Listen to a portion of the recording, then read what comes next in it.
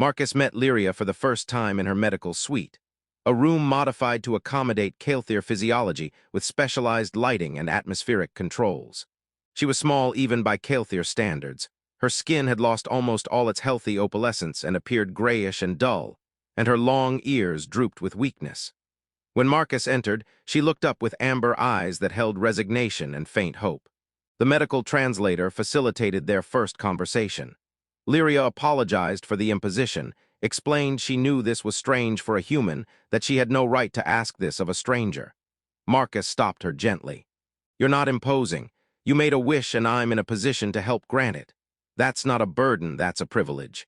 They sat together while a Kael'thir legal officiant, brought in specifically for this purpose, conducted a simplified bonding ceremony.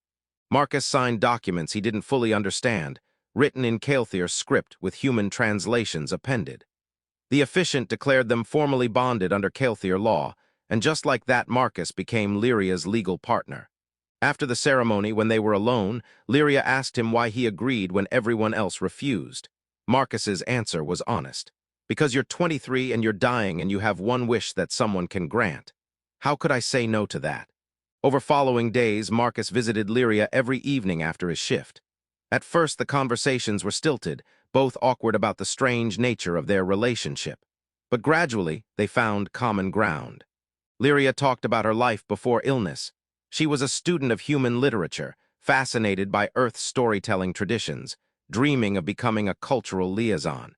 Marcus shared stories about his work, about his sister's death, about the guilt he carried from not being there enough in her final weeks. Lyria listened with genuine engagement despite her deteriorating condition.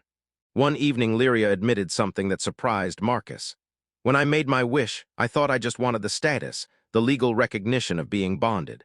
But talking with you these past days, I realize I wanted something else too. I wanted to matter to someone, to be more than just a dying patient in a medical suite." Her voice broke. "And you've given me that. You see me as Lyria, not just as the sick Kael'thir girl. Thank you." Marcus, moved, took her hand, something he'd learned Kael'thir considered an intimate gesture. "You matter. These conversations matter to me too." Something unexpected began to happen in the second week. Lyria's condition, which had been steadily declining, stabilized. Dr. Yevchenko was baffled. Resonance fade syndrome didn't stabilize, it only progressed. They ran comprehensive tests and discovered something remarkable. Lyria's resonance field, which had been collapsing, had stopped deteriorating. It wasn't recovering, but it wasn't getting worse either. The medical team had no explanation. Then during one of Marcus's evening visits, something extraordinary happened. Lyria was telling him about her favorite human novel when she suddenly stopped mid-sentence, her expression shifting to wonder. "I can feel you," she whispered. "Your emotions, your presence. The bond, it's not just legal anymore. It's real." Marcus didn't understand until Dr. Yevchenko explained. Somehow, against all expectations, a genuine resonance bond had begun forming between Marcus and Lyria. This shouldn't be possible. Humans didn't have resonance fields that Kael'thir could detect.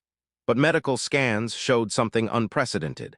Marcus was generating a faint resonance signature, and it was synchronized with Lyria's. The theory that emerged was stunning. Lyria's deteriorating resonance field was essentially dying from isolation, from having nothing to connect with. The legal bonding ceremony, Marcus's consistent presence, and his genuine emotional investment created the conditions for something new, a bridge between human emotional energy and Kael'thir resonance. Marcus's proximity and care literally gave Lyria's failing resonance field something to hold on to. As the bond strengthened over following days, Lyria's condition continued to improve. Not rapidly, not dramatically, but measurably. Her skin began to regain its opalescence. Her energy increased. The medical team was witnessing something never documented, a human Kael'thir resonance bond having therapeutic effects. But the bond had effects on Marcus too. He started perceiving Lyria's emotions, feeling her presence even when they were apart. It wasn't overwhelming, but it was undeniably there, a connection that transcended normal human experience. One evening, Lyria asked him with genuine concern, "Did you know this might happen when you signed the papers?" Marcus admitted he had no idea. "Does that change how you feel about it?" Lyria asked carefully. Marcus considered this. The bond was strange, unfamiliar, sometimes overwhelming. But feeling Lyria's joy when he entered the room, her contentment during their conversations, her gradual shift from resignation to hope, all of that was worth the strangeness. "No," he said finally, "it doesn't change anything. I signed those papers to help you. If this bond is helping you live, then I'm glad it happened." As weeks became months, Lyria's recovery continued. The medical team revised their prognosis from terminal in weeks to stable with unprecedented presentation. The resonance bond between Marcus and Lyria had essentially created a support structure, keeping her resonance field from collapsing. As long as the bond remained strong, she remained stable. This discovery had profound implications. The medical team published findings about the case, and suddenly the galaxy was talking about the human who bonded with a dying Kael'thir woman and somehow saved her life. Scientists wanted to study them. Kael'thir cultural leaders wanted to understand how a human generated resonance. Media outlets wanted interviews. Through all of this, Marcus and Lyria's relationship evolved beyond the crisis that created it. What began as an act of compassion became genuine partnership.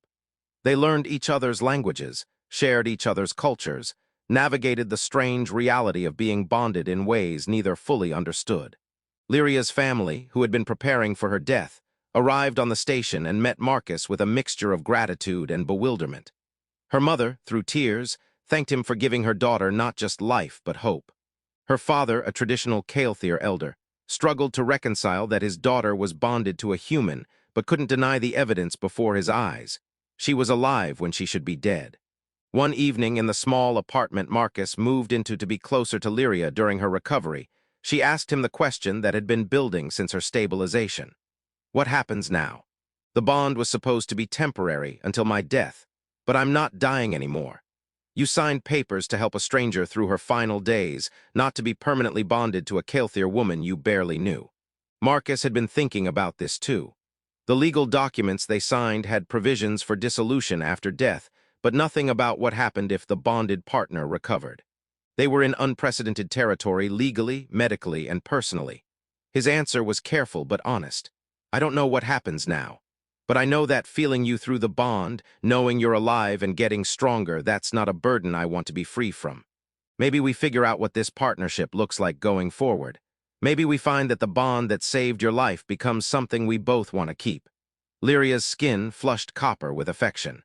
"When I made my dying wish, I thought I wanted to experience bonding before the end. But what I really wanted was to matter to someone, to be chosen and valued.